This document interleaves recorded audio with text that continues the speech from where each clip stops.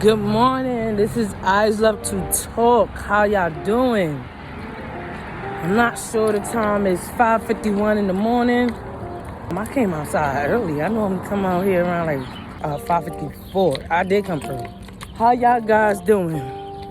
First thing we're gonna do early in the morning, we're gonna thank the Most High for waking us up and let us get through this day, Lord. And let nothing but positive energy come to us and take away the negative. Block the negative. I hope that prayer worked for y'all, and it's gonna work for me. I am off to work. It's early in the morning. The sun has not even come up yet. As you can see, I got a topic I want to talk about. I watched some documentary on somebody's YouTube channel. Oh my gosh, this sucker was so for real. It was ridiculous. Like it took me to today. And it was all the way in 18 something or 1980 something, where they was fighting for police officers to be the people inside the neighborhood, or someone that came from where they came from and understand what's going on. And you know what? The crazy crap is, we fight for that now. We want people that lives in the neighborhood to come and patrol the streets. So it'll be less killing, less fight, less force. It would be like, okay, I know that brother. He's on the corner with Miss Jefferson. That's a good man. Might got a misunderstanding. Not a stranger that's just gonna patrol our streets and don't know who we are. And this, cause we angry, we just angry. Oh, this is gonna be a volatile situation where we're gonna have to use our guns. And this was all the way back in the black and white TV days. So it's amazing for me to see that. I knew we was fighting for that, but I didn't know we was fighting for that. We're still fighting for the same thing, and that's crazy. But that was all the way in DC. That wasn't out here. So we all going through the same thing. And I agree with that 100% sure. At the end of it, the little boy was calling them pigs and stuff like that. I don't think that's cool to call cops pigs, because you don't want nobody call you out of your name and you fight so hard for this uniform. I think that's kind of like harsh. That's just like calling somebody N-word, I feel. So yeah, so he kept calling them pigs, and I don't think that's any sign of helping the situation. Then there was another situation with a older gentleman, African-American brown brother, and he was at a pool room, and he got knocked up over the head with a bottle. The officer that was not African-American was trying to solve the situation. He said the man already told him the story. He was arguing with somebody, and they got into a disagreement, and the man bopped him in the head with a bottle. So what we seen was he was laid out on the floor. So now when he's telling the story, they in the precinct now. So the officer is saying, so, do you know who the guy is? He like, no. So they must have arrested somebody that they potentially thought was in the situation. And he kept saying, it's not him though, it's not him. It was another brown brother. He said, so you're telling me that you was arguing with somebody and y'all got into some words and he hit you over the head, but you don't know who it is, you don't know how they look, and you saying that he's not the one. And the guy was trying his hardest to solve what happened to this older man. He was getting frustrated. Because he was trying to help. And, back in them days, we were still just getting over the police officers attacking Martin Luther King. There was racist. There was no help. There was this, there was that. So, we still was getting over that in them days. Not we. The older people down there was still getting over that in them days. So now, he's looking like, okay, if you can't tell me who did it, so how can I help you? I'm trying to help you, but you refusing to tell me who did it. And us people, us African American people, brown people, we got this honor code that we not gonna tell. We gonna mind our business and we gonna keep our mouth shut. But that wasn't so he wasn't gonna tell him. But the issue wasn't that he wasn't gonna tell him. What the issue was, if it was someone in his community, if it was a police officer that resided in his community and knew who he was and knew who the brother was, they could have resolved it without saying, I'm going to arrest him and put him in jail and charge him with all these charges. That's why he didn't say nothing. And this is what they fighting for. And you know, it's kind of frustrating. You come into the situation and you trying to help and you trying to make a change. And because we don't, or people don't trust you, you are no resource to change. So, and that's what we're fighting for today now.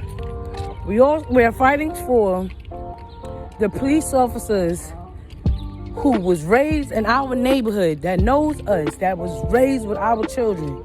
We actually babysitted this officer. So when anything dispute goes on, it won't be a quick arrest. It will be a dispute, and we're going to settle this right now. We don't have to arrest, we don't have to lock up, we don't have to do none of that. That's what that would be. So, and that's what we're fighting for too. We fighting just for that.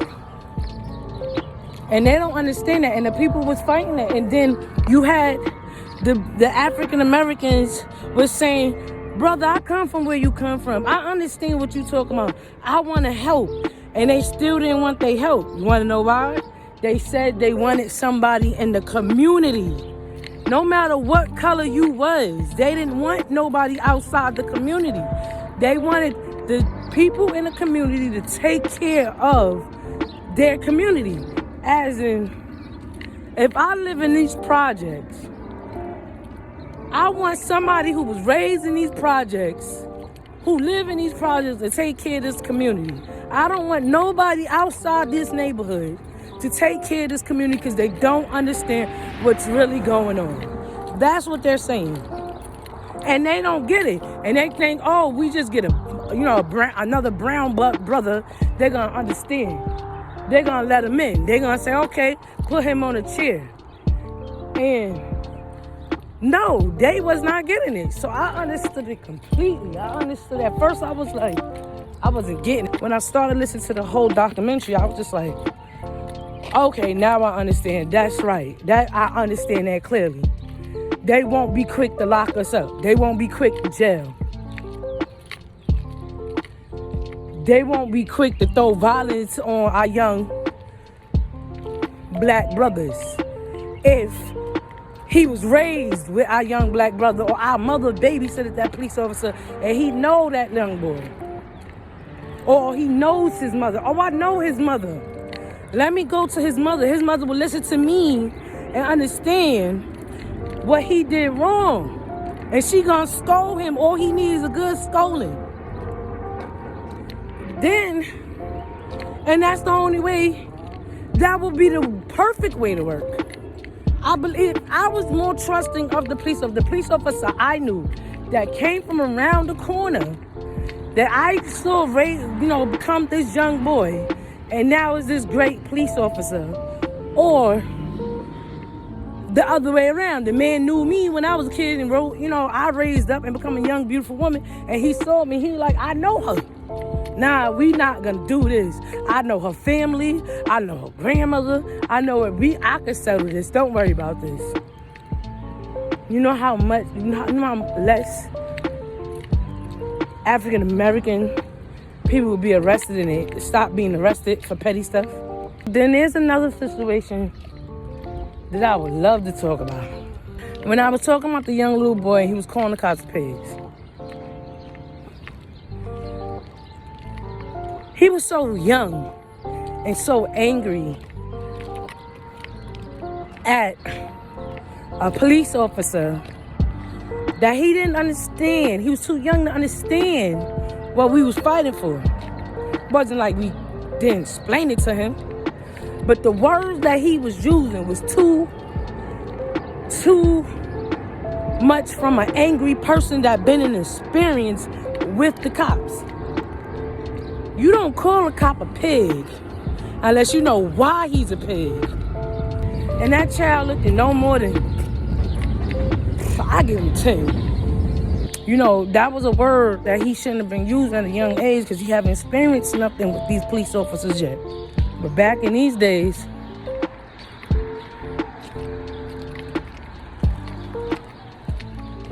somebody's really hurt. Sound like a child talking to their parent. It's what it was because I heard him say mom. And she sound like she's crying, like she's hurt. Because he yelled, this would have never happened if you would never let him in the house. Let him, because you want him to stay in the house. And God only knows what that could be. And for a son to be talking to his parent like that he's teaching her something, it's hurtful. But that kind of, the way she wailed, kind of hurt my heart because I can see my son, my oldest son, coming to me and saying that to me. And if he's talking to me like that, that means he's really trying to tell me something. Something really happened. And my kids know I would die for them. I would kill for them. I would do anything somebody bother my kids. So to see that and hear that from a mother wailing like that, it's like kind of hurt me a little bit. Had me feel like I'm about to start crying. Well, Lord, whatever pain that they're going through, please guide them through it. Because nobody knows a mother well unless you're a mother. Okay, back to the little boy.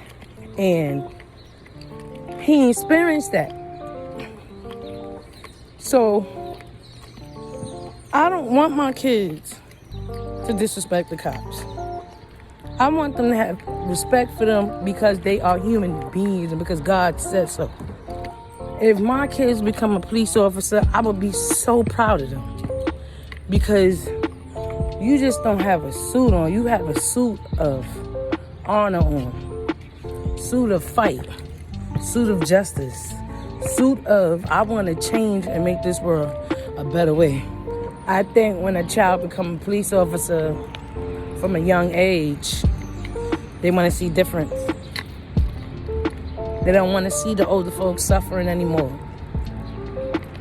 You know, and he goes into it innocently.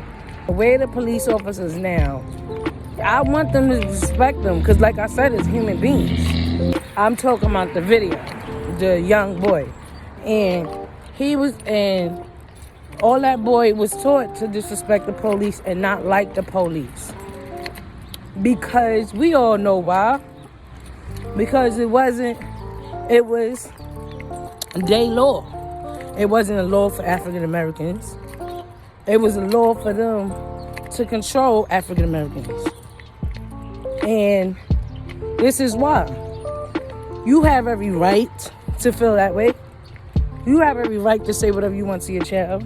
What all you're doing is contaminating his brain cells to hate. And not just hate. You could have told your child, I want you to grow up and become a police officer and change justice and change things. But we all know that's kind of like a dream because like it is they rules or no rules. It's even if my child joins the police or the police force, they not gonna be able to change it because the police force alone is a gang itself. And it's just like the street, but it's in professional uniform.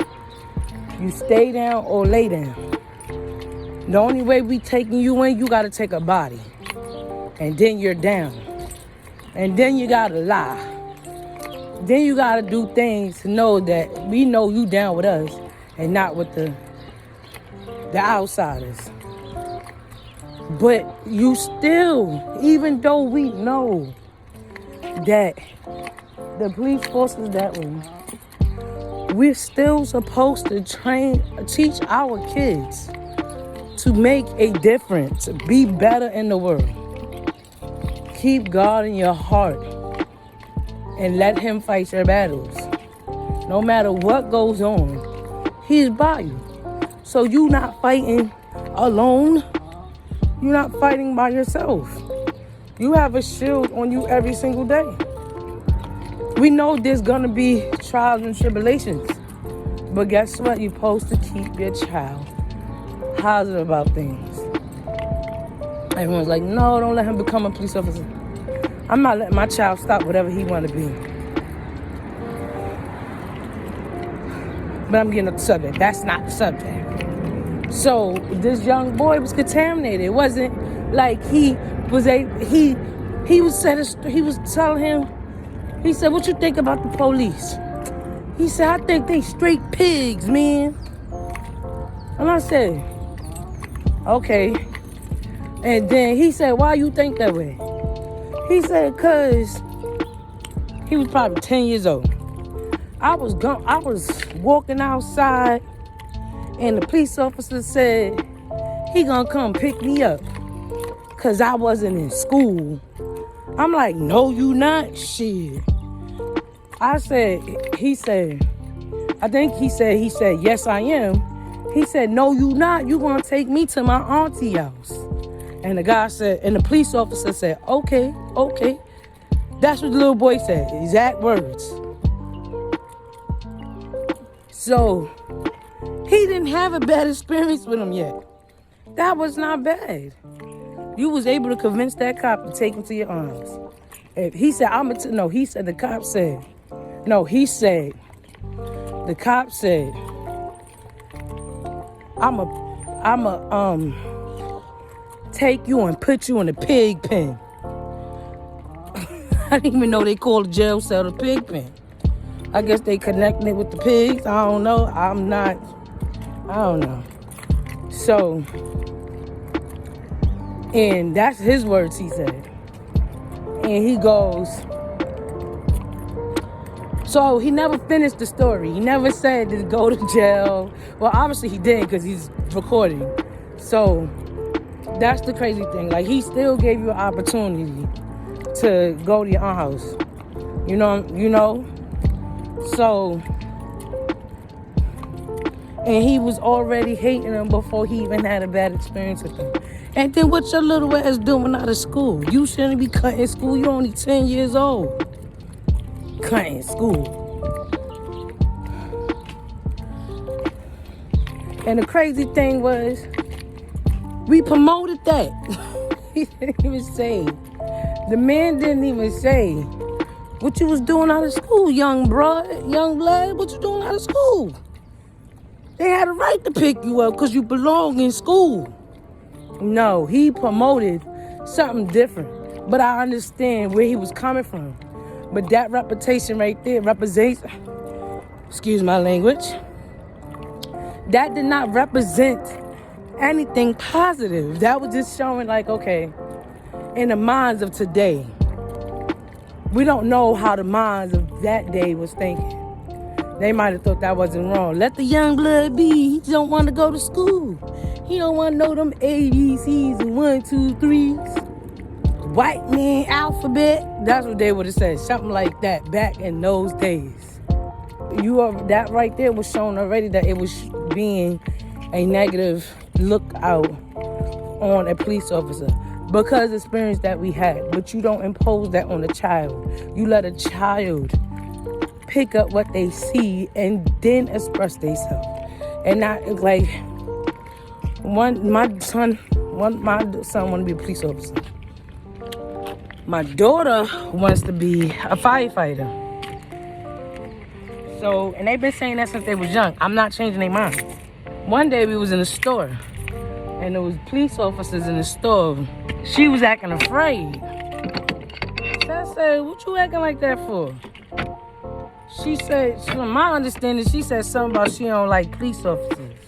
And I'm looked at her and was like, pause. First of all, you're not gonna disrespect these police officers right here in their face. You're not gonna do that. Make us a goddamn target. So, you're not gonna do that. So, or make it look like mother is sitting here teaching her to hate police officers. So I questioned her right in front of the police officer. Because one day I might need y'all. And my daughter done said something like that. So I said, what made you not like the police officer? Because I know I ain't teach you no crap like that. And she said something. I don't remember her exact words, what she said, but it was on something like, they always arrested somebody or something like that. Something towards that line. My proper comment would say if they're doing some crime, so of course they gotta get arrested. Or she said something toward like they don't like black people or something like that. It sounded confused. It didn't sound like someone put that in her head. So I was speaking loudly because I wanted the police officers to know I didn't do that. Like, this is a child. She 8 years old. This is how she feel and this is how she think. I don't think they paid attention because they was just like, they was listening, but they wasn't paying. They was listening and they was acting like they wasn't paying attention. She picked that show you right there. She picked that up on her own. She didn't get that from mom. So the way she feel about the police is all genuine to me because she did not pick that up from an adult telling her that's how she feels. But my thing, I remember what I said. I said to her, you don't like nobody because you don't know not to not like them because you have not been through nothing with them. So you cannot like them, not like them for what reason? What did the police officers did to you? And she goes, she probably made a comment like trying to justify what she said. And at the time I think she was 8 and she's 10, she's 9 now. So, and I remember saying that to her, you can't hate somebody if they didn't do nothing to you. You know, you got to get your own experience. Even though you see now I'm speaking in my head, in my mind, even though you see the negativity of what's going on around you, you don't hate, because to use the word hate or I don't like, that's a strong word for a child. And for her to build that up, I don't believe my daughter don't hate she don't hate. For her to use that kind of language, it was like, that kind of, vocabulary. It was like hate is a word that's kind of harsh to use. Definitely towards a group that did nothing to you. Good morning. Most likely she probably seen it on the news and TV. That I know where my child get it from. I ain't clueless. And I ain't gonna play clueless. But my thing is, she ain't had mommy feed that to her. And she had a mother that corrected her and made her see a different light on this situation. Yeah, we're fighting for you have to know the fight. You can't hate nobody until you know the fight. She don't know the fight. I know she don't know the fight. My daughter walking around here with little bull rats in her head thinking she a flying princess. She don't know the fight. She just see the brutality that's going on between the police officers and the community and the people, and they're all African American like her.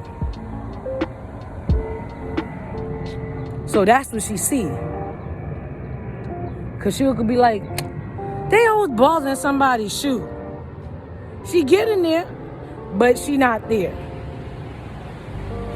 You know what I'm saying? Cause there's always a point A to a point Z.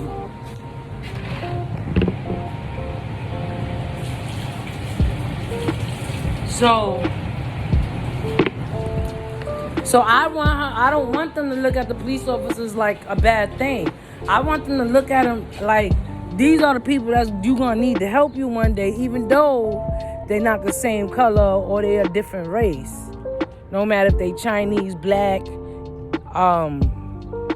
stop saying black, brown, Chinese, African American, white,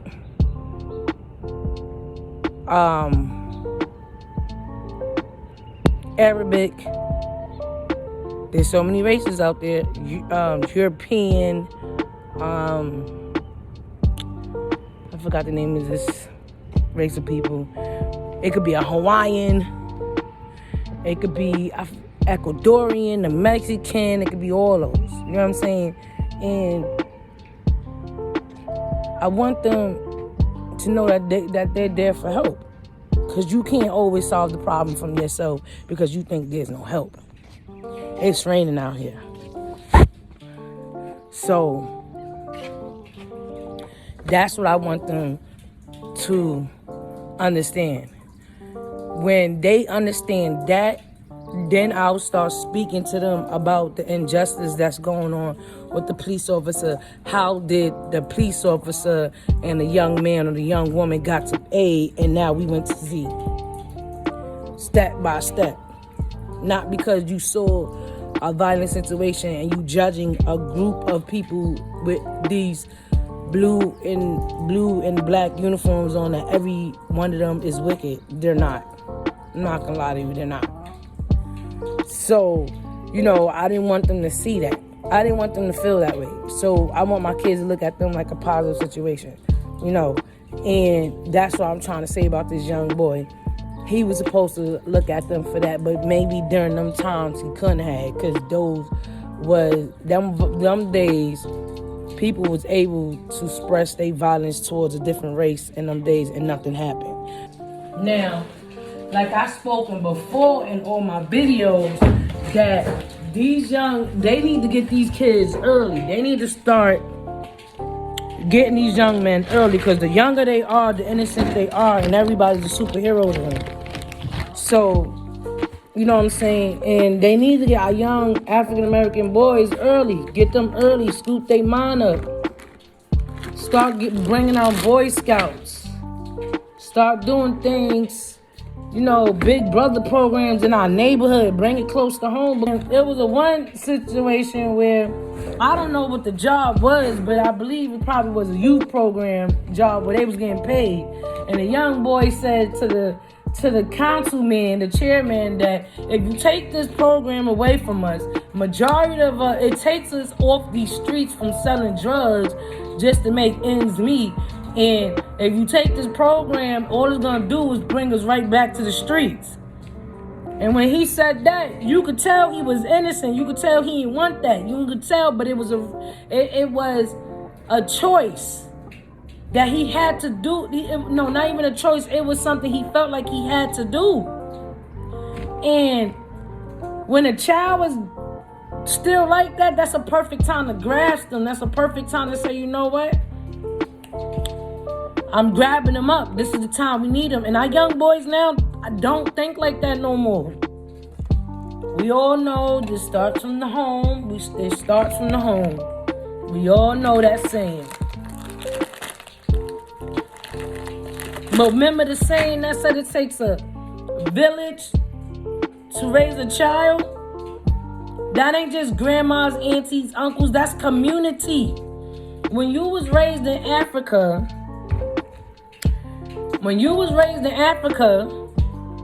you had the whole community looking after you, or the whole tribe looking after you. And they knew who child that was. And if it was time to take them in, it was time to take them in. They taught them how to be warriors. And it wasn't just one child. They took a group of people, a group of boys, and said, you about to be men. You about to get a little, I forgot what that thing called. They get their little thing cut down and stuff like that. And you about to become a warrior. You about to learn to be a man. And it wasn't just a father doing it. It was more than just a father doing it. That's what we need in our neighborhoods. Or we need at least one neighborhood that's like that. where we can all start moving into that neighborhood that's going to help us people, human beings, us creatures, to have a better outcome in our life. If we have more guidance that way,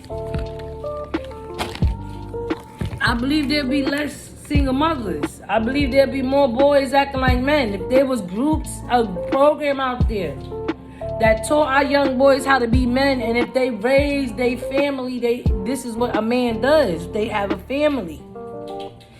If there was groups like that close to home, we wouldn't, I believe a lot of things would not be the way it is. I believe it 100% sure.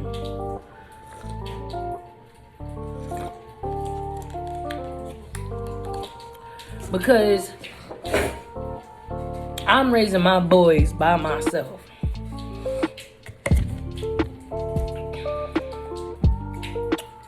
That's a whole nother story about the dad.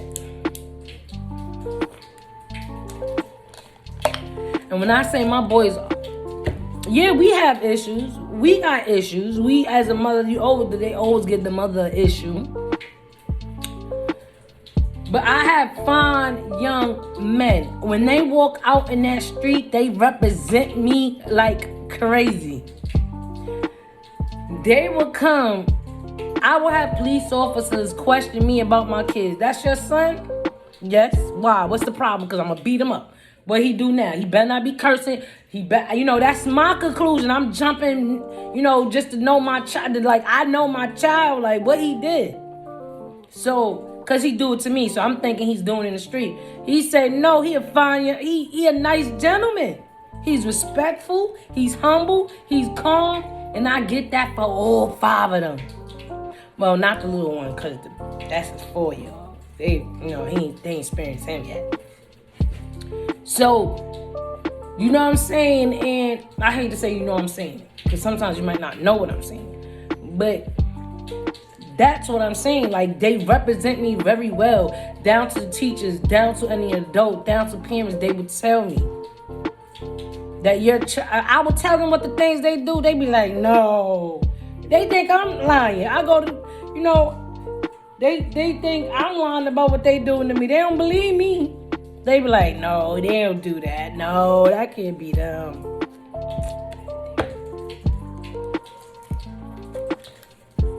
Like, okay. So, you can raise them right.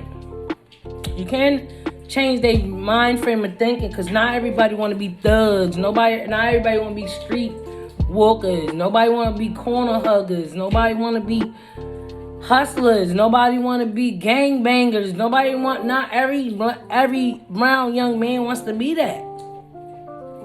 If you give them what they need at home, but let's say they don't have, I raised them on my own, and I gave them, well, let me not say that.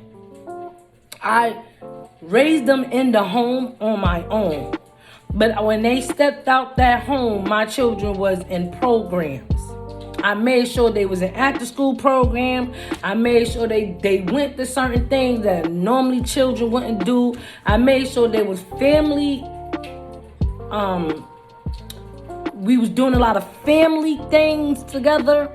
I made sure there's understanding when they was young, when they was little.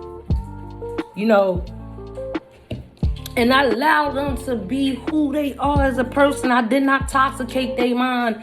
Let them watch these crazy shows and these disrespectful shows or something degrading a woman. I did not. I let my kids watch cartoons all day. If it wasn't cartoons, it was something educational. My son at 15 was still believing in superheroes. He didn't think they was real. He started realizing they not real, but he still was like, I want to be a superhero. I just tell my son, look, he started becoming 17, 16. He was still saying that shit. I said, Jameek, please stop talking to me about superheroes. I need you to talk to me about what you want to do when you get out of high school. That's what I need to know. I don't know. The superhero, I'm getting older. That stuff is starting to not be entertaining no more to me. I'm like, come on now. Now I got to start showing him real life. You can't fly in the sky no more. And it still didn't change him. I shelter my kids from a lot. When they used to see people out in the corner, they used to wonder why they was there. They used to be like, why the man cursing?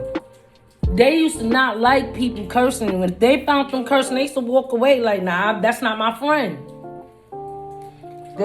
They had a choice to be that way. That was them. That was not their personality. I always told them, if that's not your personality, you don't judge that person. You just don't, you walk away.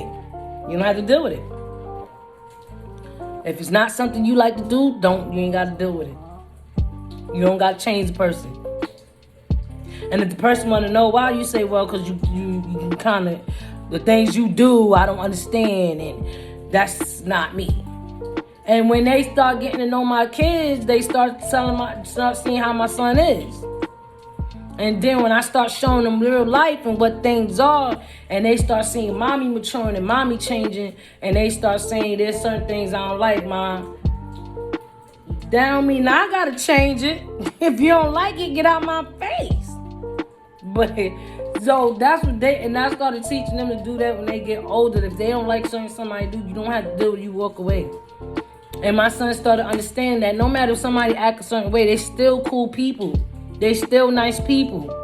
Now, because my son was so nice and he wasn't so poison, and people knew how humble he was, they didn't come and poison him. He started hanging out with bad influence kids. He had 3 good best friends, but sometimes he was going to summer programs and other things like that. He was meeting different people, and it was like he was seeing negative people. But when he got to know who they was deeper down inside, he was just like, yeah, he used to do these things, But he was a good person inside. He was real cool. He understood. He told me certain things, and I'm just like, okay, well, as long as you know he done entice you to do something that you don't do. If that's not what you do, you don't do it because somebody enticed you. And we need these programs to teach your boys to be secure with themselves, that they are a man, they are to raise their home, they are to respect their family. Now, if the father's not around, that's where the community comes in. Let's say the father died at a young age. That's where the community comes in. That's where the Boy Scout comes in. That's where the police officers come in and take. When I was a kid, the teachers, most of my teachers was Caucasian or European. I'm trying to think, when I was in elementary school, who was black in my school? I don't think I started seeing black teachers until junior high school. And when I was in school, it was PS 297. The principal was Mr. Wilson. I don't know if he's alive still. This was in Brooklyn by Marcy. I used to live in Marcy Projects. And it was PS 297. They got PS 297. Then they got IS 33. And when I went to PS 297, I experienced a difference. I experienced a lot when I was a kid in that school. Even though I was like, it's wet, I don't like it, this is not in my house. It was fun though, because it made me a different kind of person. It made me less volatile, if I'm saying that right. It made me was curious about in the street. It made me want to go to school. Even though I was teased a lot. Did I get beat up in pubs? I used to get into a lot of fights. The kids used to fight me, but that's okay. That built character. But I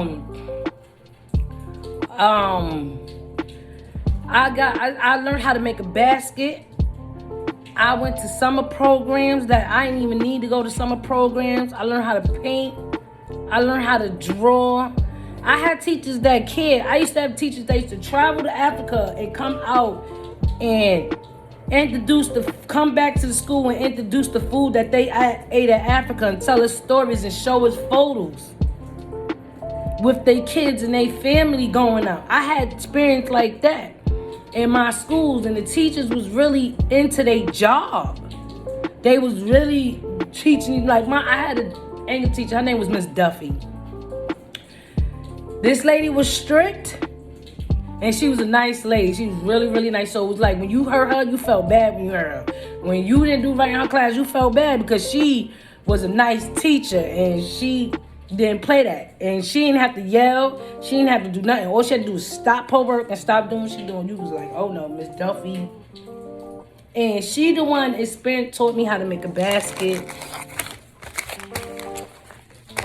She the one taught me how to do. My first learning was to learn how to do a computer, and this was elementary. I learned script, hand penmanship from her, and it was good. It was nice. Then I had art class. Now art was art back in our days. Art was really freaking art. I learned how to make a carpet. I learned how to design a carpet. I learned how to sew. I learned how to coordinate colors. I learned how to take little pieces of paper and paste it on stuff and design it and make it look like a heart or a unicorn or something like that. I learned that. And the kids today don't learn stuff like that. This is where the community kicked in. So we had summer programs when you went to the school and you ate free lunch because maybe you needed it or you didn't. It was just somewhere to go. You had the mothers pick you up and take you to free lunch. So, and then you had the summer programs. Even if you did not need summer school, you was able to go. Who can learn more? Now you don't have that. You have nowhere for the kids to go. You have nowhere for these kids to go. Then the summer youth program. Then I had summer youth. I was working at 14. And I continued working at 14. Doing summer youth. My first job was I worked in a Navy's office. That was my first summer youth job. Then my second summer youth job, I worked at a precinct. Then my third summer youth job, I worked the 73rd precinct, I believe it was called. Then I worked in the church. Then I worked in housing. So I started doing housing for now. It was close to home. And we had programs to go to. We had a future. We had something to do after school, before school.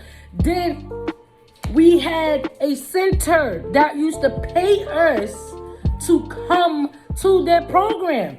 At the end of the week, we was getting about probably $35. That's cool, $35 of money in my pocket. $35, that was a lot when you ain't had nothing. $35 could have went to headphones that I was using. $35 could have went to shoestrings, something. It might have been a little bit more, or 25. But if you save that check up, 25 plus 25 is what? 50. 30 something plus 30 something, 60, almost $70. So, and this was every week we was getting this. So they don't got programs like that no more. And this was close to the neighborhood. And like it or not, we didn't have police involved. No police officers were not involved. Let me say this too.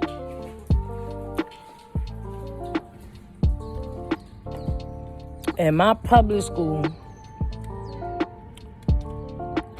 my elementary school, we had fire departments used to come, park their car near the school, and we was able to try on the hats, take pictures, honk the horn, sit in the car, talk to these. That was talk to these firefighters. That was great. I loved that. That's what I had as a kid. Now, I thought I was in the ghetto when I was living in Marcy. Am I in the ghetto, down deep in the ghetto? Because I don't see that no more.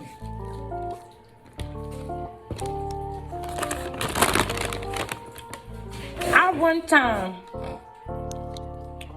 went to a precinct to ask for help, to talk to my young boys.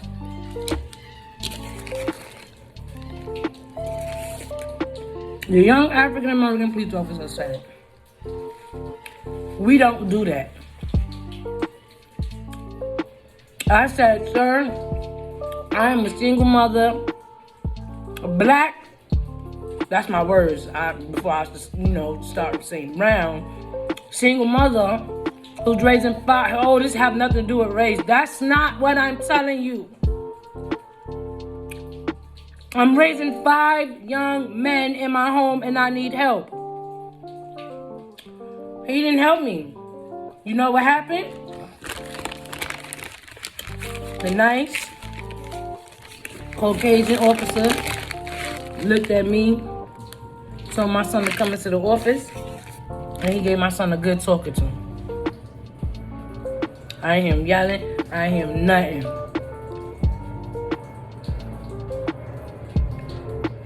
We could talk about all that went wrong in that situation. But that's not the point. The point is, we need the community to be home, to be close to home. If we see that there's a community that is filled with minorities and filled with majority of poor people and in certain races, we need to engage. How can we get these people in this community to be engaged? How can we get these parents to trust us to say, we're going to help you with your child? Now, where I live at, I'm in Far Rockaway.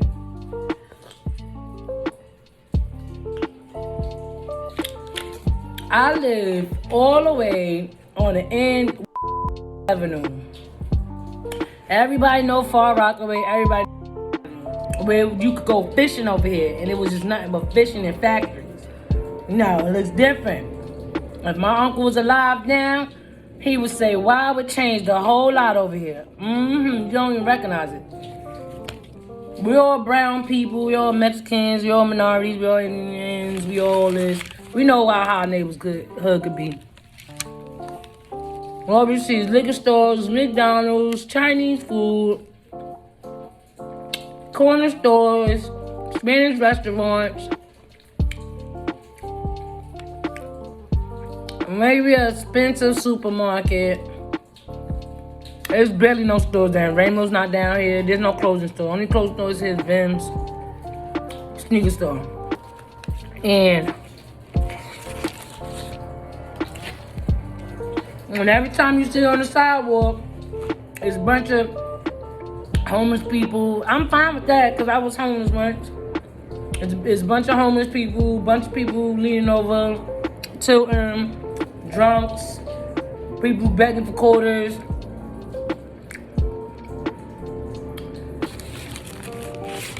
Bottle cans, cracked up streets, non-even roads. I have about 3 liquor stores in my neighborhood.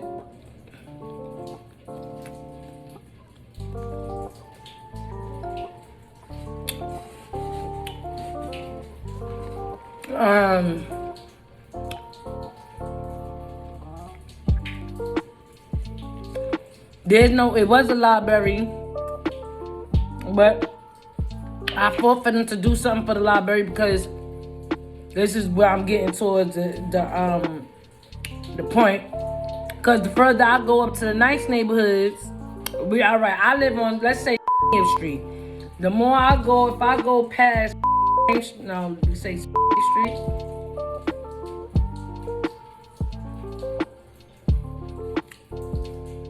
let's say if I go past Street, it start getting nice up there. Let me finish describing my neighborhood.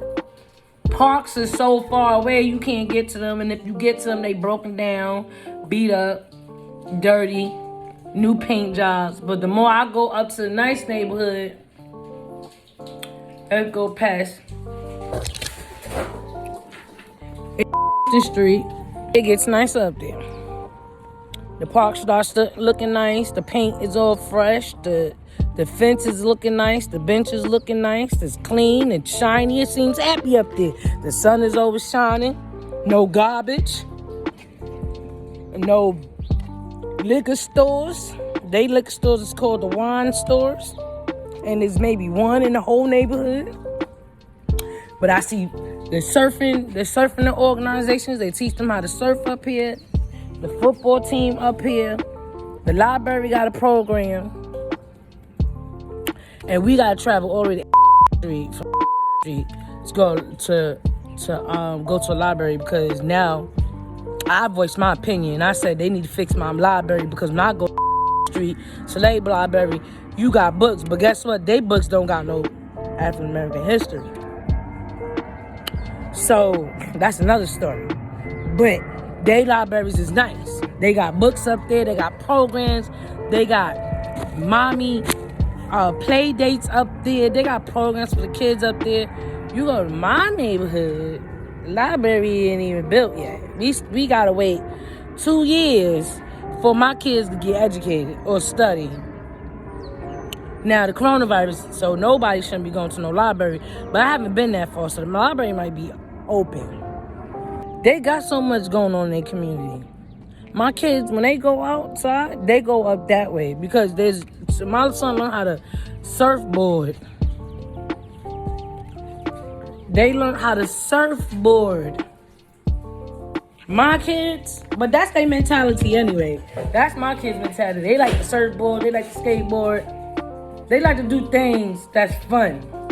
We can blame the coronavirus, but I bet you them programs popping it, locking up there, but not down here. And they say, we not stopping you from coming up here to learn something. You're not getting it. Why must we step out of our comfort zone, our home, our community, to go to your community, your home, to get that same stuff that we should be having down here? Oh, I had words with my councilman. But my councilman is nice, because every time I had a problem, he listened. He made sure. Because I thought about that library. I believe to this day that's why our library getting built, because I thought about that. I had evidence and everything about our library being trashy the way it was. No books. Dirty. They library was looking all nice and fancy. Like clean. I would like being up there, but my library down here dirty. Bathroom stank. Carpets all dingy. No lighting. Books nasty and dirty. Books falling apart. Old computers. I thought about that, because I felt that it was not right. And then they had the GED program up on Street. Why there's no GED program down here in my community, where the brown people, the Mexicans, the minorities are losing their education? That's where it should be. Not up there. Not all the way up there. You want to know why I was up there? Because it was nicer. It was providing all the supplies that we needed. It was nicer. So now I went in there with my daughter to get her some books, because she didn't know how to read very well. I was wondering what the people in the rooms was doing. And they said, oh, that's GED. I said, oh, y'all got a GED program up here? Oh, yeah, I didn't know that. I said, so why didn't you tell nobody about that? Why is it like I had to travel up here for that? Why is there no flyers or nothing saying that they got GED programs up here? This girl didn't know. She didn't know herself. She was just like, well, now you can spread the word. Why you spread the word? You know why she didn't spread the word? Because she wasn't from the community. She did not know what was going on in the neighborhood, in the community. She did not know. Now, if it was somebody in the community, in the neighborhood who was living there, they would have said, we need to get this program down there. Not long, the people are fighting to change the police officers. But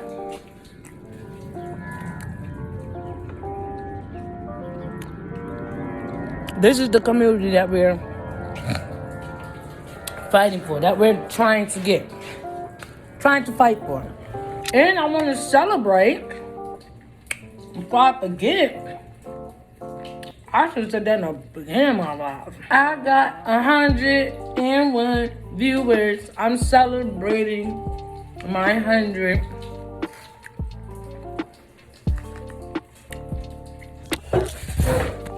My 100. Hitting 100 subscribers. We're gonna do the woo woo. I think that's like happy 100 subscriber anniversary. I think, y'all. I want to give a shout out to everybody. Good Lord, there's a lot of people. I don't know what's down. I hate shouting out because I don't know. I don't see everybody. I wish I could see. I'm going to celebrate this one more time, though. I'm going to celebrate it now. I'm going to do one single live on my 100 subscribers. Well, that's all I have to say. This is Eyes Love to Talk. I think that's the end of my conversation. Have nothing else to say. I'll see y'all guys later. Love y'all. Have a blessed day. Later, guys.